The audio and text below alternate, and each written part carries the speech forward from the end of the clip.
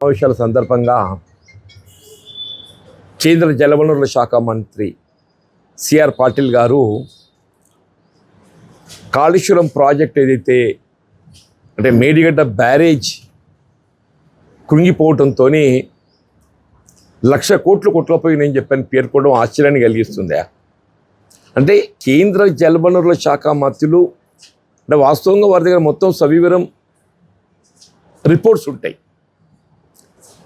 ఇప్పుడు కాళేశ్వరం ప్రాజెక్టులో మేడిగడ్డ కానీ అన్నారం కానీ సుందిల్ల కానీ ఇవి కేవలం ఒక భాగం మాత్రమే. ఇప్పుడు కాళేశ్వరం ప్రాజెక్టులో total components all put together 1 lakh expenditure 1 lakh crore. ఇలా మేడిగడ్డ అన్నారం సుందిల్లని 1,00,000 కోట్లు కాదు. మేడిగడ్డ ఒక 4,000 కోట్లు అయి ఉంటుంది. Annaram Sundilla only seepage Annaram Sundilla. ఇప్పుడు ఈ 3 బ్యారేజెస్ పునరుద్ధరింప చేయబడాలనంటే ఒక 500-600 కోట్ల కంటే ఎక్కువ అవకాశం లేదు. ఈ 3 బ్యారేజెస్ మేడిగడ్డ కానీ అన్నారం కానీ సుందిల్ల కానీ ఈ మూడింటిని పునరుద్ధరింప చేయబడాలి అనంటే ఒక 500-600 కోట్ల కంటే ఎక్కువ అవకాశం లేదు. ఇప్పుడు రాష్ట్ర ప్రభుత్వం ఎక్కడికి వచ్చి ఈ ప్రాణహిత నదీ జలాలను ఏ విధంగా మనం వినియోగంలోకి తీసుకురావాలనేది ఆలోచించాలి.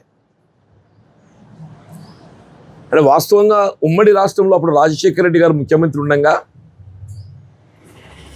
తుమ్మడిహట్టి వద్ద 152 మీటర్ లెవెల్తోని బ్యారేజ్ నిర్మాణం చేసి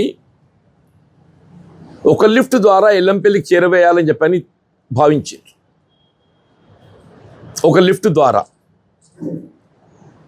సరే, అప్పుడు ఏదైతుందో మహారాష్ట్రలో కాంగ్రెస్ ప్రభుత్వం, ఉమ్మడి రాష్ట్రంలో కూడా కాంగ్రెస్ ప్రభుత్వం, కానీ మనం ఏదైతే 152 మీటర్ లెవెల్లో బ్యారేజ్ నిర్మాణం చేయాలని చెప్పని భావించినామో అది సాధ్యం కాలేదు. అంటే మహారాష్ట్ర ప్రభుత్వం ఏదైతుందో దానికి అంగీకరించలేదు. తదుపరి తెలంగాణ రాష్ట్రం ఏర్పాటు కాబడటం, కేసీఆర్ గారు ముఖ్యమంత్రి కావటం, ఇప్పుడు వారు ఏ విధంగా ఈ ప్రాణహిత నదీ జలాలను వినియోగులకు తేవాలనేటువంటి ఒక భావనతోని మహారాష్ట్ర ప్రభుత్వం ఎప్పుడైతే 152 మీటర్ లెవెల్కు అంగీకరించడం లేదో అదే తుమ్మడిహట్టి వద్ద 148 మీటర్ లెవెల్ ఒక బ్యారేజ్ మనం ఏ మేరకు నీటిని పొందగలుగుతామో పొందే ప్రయత్నం చేస్తూ దిగువన 100 మీటర్ లెవెల్లో మేడిగడ్డ వద్ద ఎక్కడైతే మీకు ప్రాణహిత గోదావరి రెండు కలుస్తాయో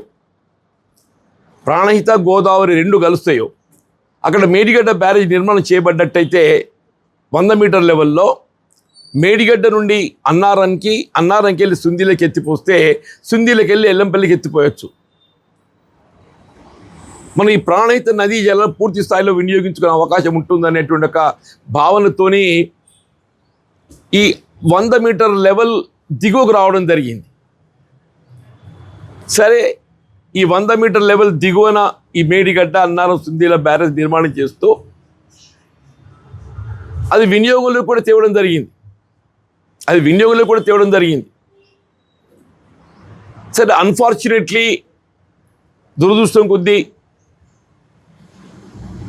కారణం ఏదైనా అది నిర్వహణ లోపమా మనకు 2 పియర్స్ ఏదైతుందో క్రాక్స్ వచ్చి కృంగిపోవటం అప్పుడు 23 అక్టోబర్లో. సరే, ఇప్పుడు ఇది జరిగి దాదాపు 2.5 years గడిచిపోయిందే. ఇప్పుడు మనకి ఎక్కడికి వచ్చి ఏదైతుందో ప్రాణహిత నదీ జలాలను వినియోగులకు తెచ్చుకోవటం ఇది కేవలం ఉత్తర తెలంగాణ ప్రాంతానికే కాదు, యావత్ తెలంగాణ ప్రాంతానికి ఒక విధంగా ఇది జీవనాధారం అని చెప్పి అంటున్నా. ఇప్పుడు ఒక 2 పియర్స్ కుంగిపోయినాయి కాబట్టి ఏదైతుందో దాన్ని వదిలేయలేము మనం. ఇప్పుడు ఈ ప్రాణహిత నదీ జలాలపై ఆధారపడ్డట్టుగా మల్లన్న సాగర్ కానీ, కొండపోచమ్మ సాగర్ కానీ, రంగనాయక సాగర్ కానీ, అనంత సాగర్ కానీ, మలక్పేట రిజర్వాయర్ కానీ, మీకు షామీర్పేట కానీ, రేపు భవిష్యత్తులో మూసి ప్రక్షాళన కూడా దీనిపైన ఆధారపడబోతుంది. మూసి ప్రక్షాళన కూడా దీనిపైన ఆధారపడబోతుంది. హైదరాబాద్ నగర దాహార్తి తీర్చబోయేది కూడా ఇదే. మన పారిశ్రామిక అవసరాలకు వినియోగపడేది కూడా ఇదే. ఇప్పుడు మన శ్రీరామ్ సాగర్ ప్రాజెక్టే కడెం సర్ప్లస్ ఈ రెండు మేరకు వస్తే మనకు 100 టీఎంసీ రావచ్చే. Both SRSP and Kadem put together 100 TMC వచ్చే అవకాశం ఉంది. అసలు ఫ్లడ్ సీజన్లో ఏమైనా ఎక్కువ వస్తే మీ వరద కాలువ ద్వారా మిడిమానేరు ఎలిమినేట్ చేర్చుకునే అవకాశం ఉంది. ఇప్పుడు ఎక్కడికి వచ్చి ఏదైతున్నదో వీళ్ళు ఏ మేడిగడ్డ అన్నారంపై ఆధారపడి నిర్మితమైనటువంటి ఈ కాళేశ్వరం కాంపోనెంట్స్ అవి ఇప్పుడు ఏదైతుందో మనకు సరే అదృష్టం కొద్దీ కాలం అనుకూలిస్తున్నది. రేపు ఎప్పటికీ కాలం ఇదే విధంగా ఉంటుందని ఊహించలేం మనం. వీళ్ళ కాంగ్రెస్ పార్టీ కూడా ఏదైతుందో ఎన్నికల సమయంలో ఎన్నికల ప్రణాళికలో తుమ్మడిహట్టి వద్ద బ్యారేజీ నిర్మాణం చేసి తుమ్మడిహట్టి వద్ద నుండి ఏదైతుందో ఆల్రెడీ ఉమ్మడి రాష్ట్రం తవ్విన కాలువలను అప్పుడు 152 మీటర్ లెవెల్లో తవ్విన వాటిని 148 మీటర్కు రీడిజైన్ చేసి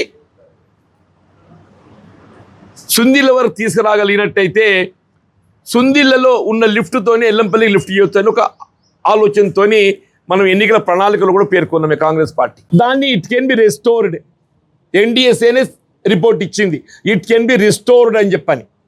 దాన్ని ఏ విధంగా పునర్నిర్మాణం చేయాలనేది కూడా వాళ్ళ సలహాలు సూచనలు ఇచ్చిండ్రు. దాన్ని ఏదైతుందో మనం ఆచరణలో పెట్టలేకపోవడం ఇంతకంటే ఎక్కువ నిర్లక్ష్యం ఏం కనబడుతుందని చెప్పంటున్నాను నేను. ఇంతకంటే ఎక్కువ నిర్లక్ష్యం ఏం కనబడుతుందని చెప్పంటున్నాను నేను. వీళ్ళకి కేవలం 2 సంవత్సరాల కాలంలో ఇటువంటి పరిస్థితి రావడం మరి భవిష్యత్తు కాంగ్రెస్ పార్టీ మరి ఏ విధంగా ఉండబోతుందో ఎవరు ఊహించే పరిస్థితి లేదు అని చెప్పండి.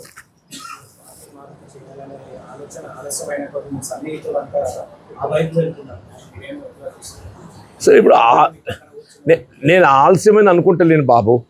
సరే ఏదైనా తగు సమయంలో సరైన నిర్ణయం తీసుకోవడం జరుగుతుంది. తప్పకుండా మా మిత్రులు వాళ్ళ యొక్క ఆలోచనకు అనుగుణంగా నిర్ణయం తీసుకోవడం జరుగుతుంది. మీరు అన్నట్టు ఏదైతే ఉందో తొందర తీసుకోవడం మంచిదని ఒక అభిప్రాయం ఉన్నది. Your right. నేను కూడా మా మిత్రులతో ఏకీభవిస్తాను చెప్పంటున్నాను. నేను కూడా మా మిత్రులతో ఏకీభవిస్తాను చెప్పంటున్నాను. తప్పకుండా వారి ఆలోచనకు అనుగుణంగా సాధ్యమైనంత తొందరలో నిర్ణయం తీసుకోవడం జరుగుతుంది.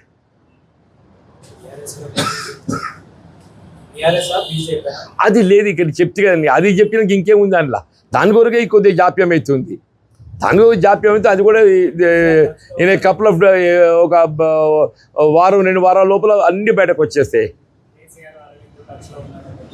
అదైతే మీరు openly they gave statement. Really వాళ్ళ నాపై చూపే అభిమానం అనేది నేను నిజంగా వాళ్ళకు ధన్యవాదాలు చెప్తాను బోత్. ఇప్పుడు ఎందుకంటే అంటే ఉత్తర తెలంగాణ ప్రాంతంలో ఎవరే కానీ రాజకీయంగా ప్రజలతో సన్నిహిత సంబంధాలు కలిగినటువంటి వాళ్ళు ఉంటుందని ఎవరైనా భావిస్తారు. అందులో భాగంగా ఏదైతే ఉందో బీఆర్ఎస్ కూడా భావిస్తుంది, బీజేపీ కూడా భావిస్తుంది. కానీ నా ఆలోచన ఒకటి చెప్పా కదా, నేను ఇప్పుడు ఏ మార్పు రావాలని కోరుకుంటున్నామో ఆ మార్పు ఎవరితో సాధ్యమైతే ఇప్పుడు మార్పు అనేది ఏదైతే ఉందో రేవంత్ రెడ్డి గారు పోవాలనే దాన్ని సూచిక కనబడుతుంది. మార్పు అనేది ప్రధానంగా ఇప్పుడు రేవంత్ రెడ్డి గారు పోవాలి. రేవంత్ రెడ్డి గారు పోవాలంటే అప్పుడు కాంగ్రెస్ పార్టీతోని కేసీఆర్ పోతాడు అని చెప్పని భావించాను, కాంగ్రెస్ పార్టీకి అండగా నిలిచాను. మరి రేవంత్ రెడ్డి గారు పోవాలంటే ఏ పార్టీకి అండగా నిలవాలని కూడా ఆలోచన చేయాలి కదా. That's why little time. అదే ఇప్పుడు మీరు చెప్పండి. మీరు కూడా ప్రజల్లో ఉంటారు కదా, మీరు కూడా చెప్పండి అంటున్నా. మేము అదే ఆలోచనలు ఉన్నాం. మీరు కూడా మీకుండేటువంటి ఒక సుదీర్ఘ ప్రజా సంబంధాలతో ఏదైతే ఉందో you can also give suggestion. You can also give suggestion. Congress కు ప్రత్యామ్నాయం రేవంత్ రెడ్డి ప్రత్యామ్నాయం. అది ఏ పార్టీతో సాధ్యమవుతుందో ఆ పార్టీకి మొగ్గే ప్రయత్నం చేస్తాం.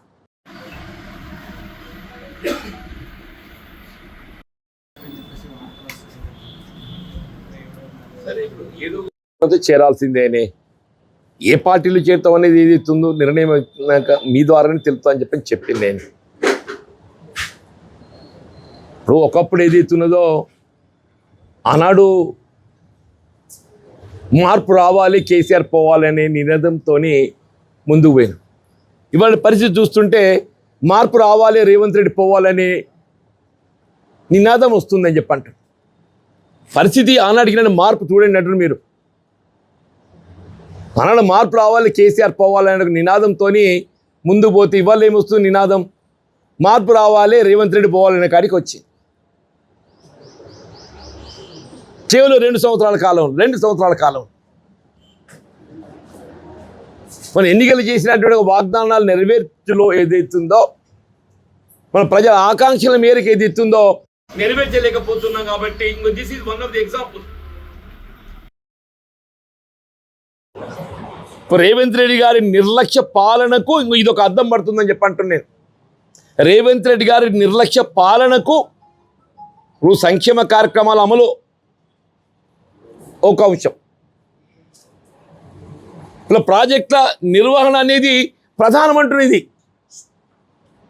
అటువంటి ప్రాజెక్టుల నిర్వహణకు సంబంధించి వీళ్ళు కేవలం ఉత్తర తెలంగాణకి పరిమితం కాకుండా యావత్ తెలంగాణకు జీవనాధారమైనటువంటి ఒక ఇవాళ ఈ ప్రాణహిత నదీ జలాల వినియోగంలో ఏదైతుందో రాష్ట్ర ప్రభుత్వం దృష్టి కేంద్రీకరించలేకపోవటం it's the most unfortunate thing అంటున్నాను. కేవలం ఉమ్మడి కరీంనగర్ జిల్లానే కాదు, ఉమ్మడి కరీంనగర్ జిల్లాతో పాటుగా మీకు మెదక్ కానీ నిజామాబాద్, ఇప్పుడు flood flow canal reverse pumping ఉందా? మనకు జరిగింది ఏదైతుందో మేడిగడ్డ బ్యారేజ్ మిగులుతాయి. మిగిలేదు ఇక 2 బడ్జెట్స్. ఈ సమ్మర్ గడిచిపోతే 3 వేసవులు గడిచి, ఈ సమ్మర్ గడిచిపోతే 24 సమ్మర్ గడిచిపోయింది, 25 గడిచిపోయింది, 26 గడిచిపోతున్నది. ఈ 3 వేసవులు గడిచిపోతే మిగిలేదు ఇక 2, 27, 28, 29 ఏది అవుతుందో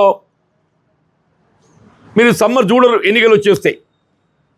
ఇంతవరకు ఏది అవుతుందో ఇవాళ యావత్ తెలంగాణ ఒక విధంగా జీవనాధారంగా భావించేటువంటి ఒక ప్రాణహిత నదీ జలాలను ఏ విధంగా వినియోగంలోకి తెచ్చుకోవాలి,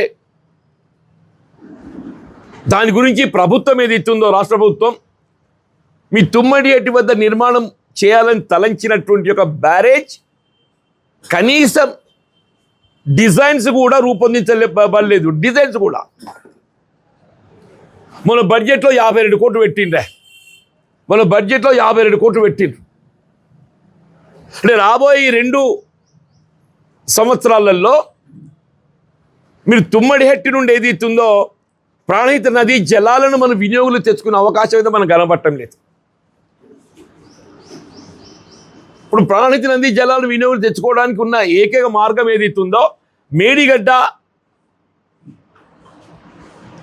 దాని పునర్నిర్మాణం వినియోగంలోకి తెచ్చుకోవటం, అట్లాగే అన్నారం కానీ సుందీలో కానీ సిపిఎస్ ఉంటే వాటిని కూడా అరెస్ట్ చేయటం. ఇప్పుడు national dam safety authority NDSA సరే వాళ్ళు కాలయాపన చేసిందే, వాళ్ళు రిపోర్ట్ ఇవ్వడానికి 1 సంవత్సరం తీసుకున్నారు NDSA. ఇప్పుడు NDSA రిపోర్ట్ ఇచ్చి కూడా 1 సంవత్సర కాలం గడుస్తుంది దాదాపు. ఇంతవరకు ఏదైతుందో ఈ మేడిగడ్డ కానీ అన్నారం కానీ సుందీల కానీ దాని పునర్నిర్మాణం దాని వినియోగంలో తీసుకురావడానికి కావాల్సినటువంటి ఒక కార్యాచరణ రూపొందించలేదు. నేను ఇదివరకే చెప్పాను, నేను ఇలా డిఫెక్టివ్ లయబిలిటీ పీరియడ్ ఉన్నది.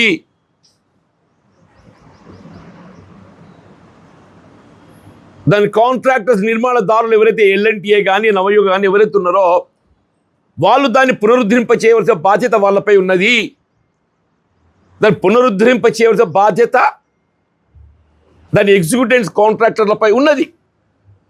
సరే, వాళ్ళు సహకరించకుంటే రాష్ట్ర ప్రభుత్వం ఏది ఇస్తుందో నిధులు వెచ్చించి దాన్ని పునరుద్ధరింపచేసి మీరు వాళ్ళ దగ్గర ఏది ఇస్తుందో రికవరీ ప్రాసెస్ ఇనిషియేట్ చేయవచ్చు. Even criminal action also you can initiate. ఇప్పుడు 2.5 సంవత్సరాలు గడపడం అని అంటే ఈ వేసవి అయిపోతే 3 సంవత్సరాలు గడిచినట్టేనే.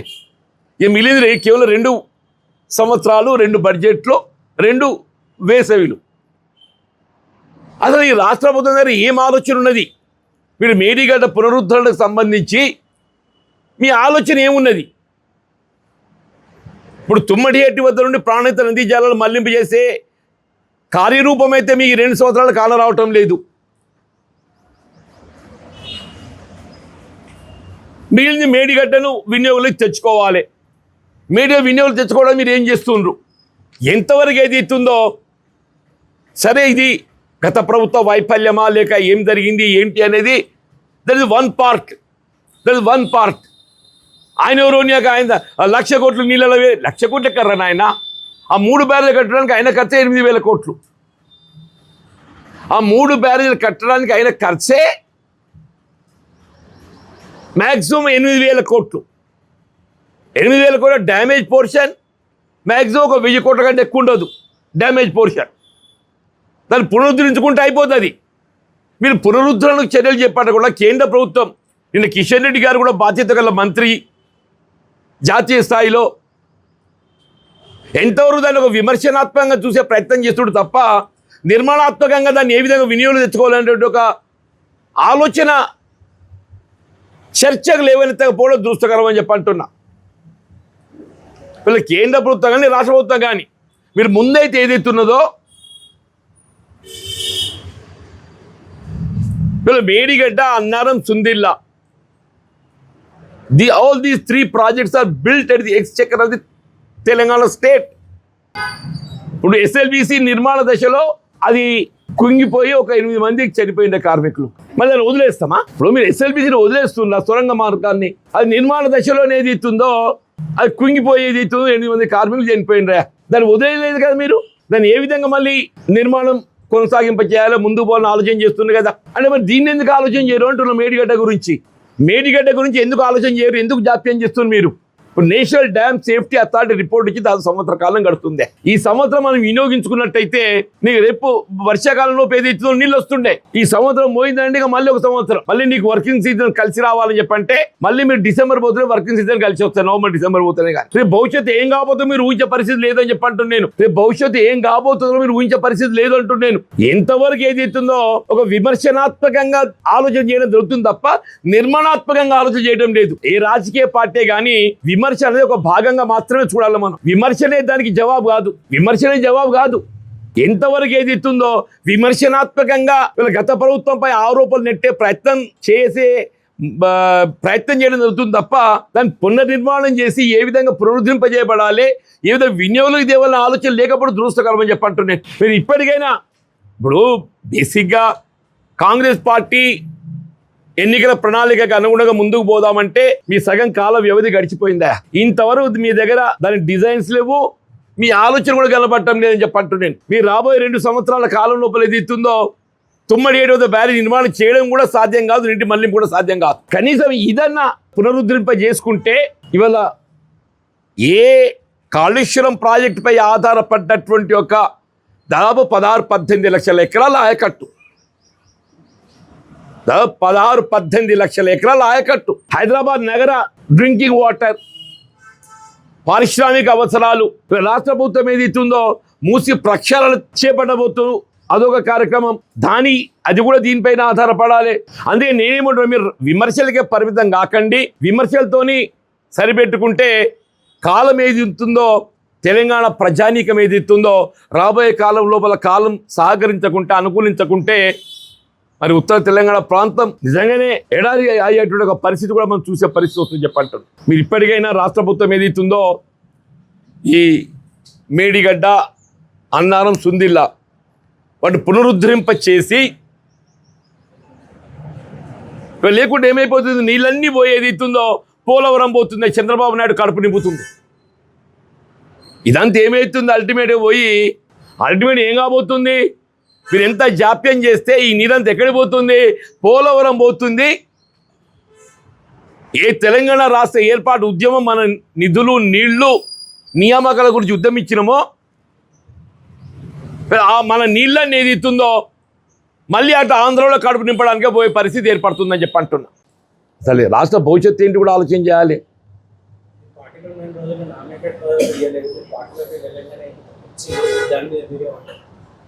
ఇప్పుడు నేను ఆ కాంగ్రెస్లో లేను, వదులుకున్నా, అది వాళ్ళ ఇష్టం, అది వాళ్ళ ఇష్టం. నేను వాళ్ళ గురించి ఏం చెప్పాలి? ఇప్పుడు సమస్యలన్నీ అక్కడనే వచ్చినాయి కదా. నేనేదైతుందో ఇవాళ వాస్తవంగా మేము ఆలోచించింది గంగారెడ్డి గారు మా మిత్రుడికి ఇస్తే బాగుంటుందని చెప్పిన ప్రతిపాదన చేయడం జరిగింది. దురదృష్టం కొద్ది ఏదైతుందో పదవి నియామకం ముఖ్యమంత్రి గారే స్వయంగా ఏదైతున్నదో నియామకానికి ఆమోదం తెలిపిండు. నియామకానికి మౌఖికంగా ఆమోదం తెలిపిండు. మౌఖికంగా ఆమోదం తెలిపి ఉత్తర్వులు జారీ చేయడానికి ఏదైతుందో ఆదేశాలు జారీ దాన్ని నిలిపివే బట్టంతో ఏదైతుందో ఇవాళ మేము ఒక సహచరుడిని కోల్పోవడం జరిగింది. అది ఎంత బాధ ఉంటుంది మీరు ఊహించండి అని చెప్పంటున్నాను. మేము ఒక సహచరుడిని, కాంగ్రెస్ పార్టీ మాకు కుటుంబ సభ్యుని కోల్పోయాను అని చెప్పంటున్నా. అది ఎంత బాధకరంగా ఉంటుందో మీరు ఆలోచన చేయండి అని చెప్పంటున్నాను. ఇవాళ మా సహచరుడిని కోల్పోవడానికి ఎవరు బాధ్యుడు? ప్రభుత్వ నిర్లక్ష్యం బాధ్యత కాదా? ప్రభుత్వ నిర్లక్ష్యం బాధ్యత అవుతుంది కదా. ప్రభుత్వ నిర్ణయమే తగు సమయంలో గిట్ట తీసుకొని ఉన్నట్టయితే మా మిత్రుని, సహచరుణ్ణి అదృష్టం పెట్టుడు చెప్పలేమని చెప్పంటున్నాను. ఇవాళ అడుగు తొలిగింది కాబట్టి మరి దీనికోసం జాప్యం చేసిండ్రో, అడ్డు తొలగించుకోవాలని జాప్యం చేసిండ్రో చూస్తుంటే అట్లే కనబడుతుంది. మన అవసరాలు వాడుకున్న మరి సంగనే మిగిలిన నీరుంటే కిందికి పోతే అవసరాలకు నీటిని వినియోగించుకోకుండా వాటి కిందికి వదిలేస్తే మాత్రం తెలంగాణ సమాజం క్షమించదు అంటున్నాం. మన అవసరాలకు వినియోగించుకోకుండా నిర్లక్ష్యంగా, అనాలోచితంగా ప్రభుత్వం అంటే ఏదైతుందో నిర్మాణాత్మకంగా వ్యవహరించాలి. ప్రభుత్వం అంటే నిర్మాణాత్మకంగా వ్యవహరించాలి. ఇక్కడ ఆరోపణలతో సరిపెట్టడం కాదు. ఇక్కడ నిర్మాణాత్మక వ్యవహరించలో భాగంగా ఏదైతుందో ఇప్పటికో సంవత్సర కాలం గడిచిపోయింది. ఇప్పటికైనా కానీ ఏదైతుందో ఇప్పుడు ఎంతో త్వరితగతిన ఈ మేడిగడ్డ, అన్నం, సిందిల్లా ఈ 3 బ్యారేజ్ పునరుద్ధరింప చేయగలిగితే రాబోయే కాలం లోపల అట్లీస్ట్ రేపు ఖరీఫ్ కానీ, రాబోయే రబ్బీ కానీ, రేపు శ్రీరామ్ సాగర్ నీళ్లు చేరుకోకున్నా కానీ ఏది ఇస్తుందో వరదకాలతో రివర్స్ పంపింగ్ స్కోప్ ఉన్నది. మీ ఆదిలాబాద్ కానీ, నిజాం, మీ నల్లగొండ, సూర్యాపేట వరకు కానీ, వరంగల్, మహబూబాద్ వరకు కానీ, రంగారెడ్డి కానీ మొత్తం ఇదే ఒకటి మనకు మిగిలింది అంటున్నాను. దయచేసి ఆ దిశగా చర్యలు చేపట్టాలని చెప్పని నేను విజ్ఞప్తి చేస్తున్నాను.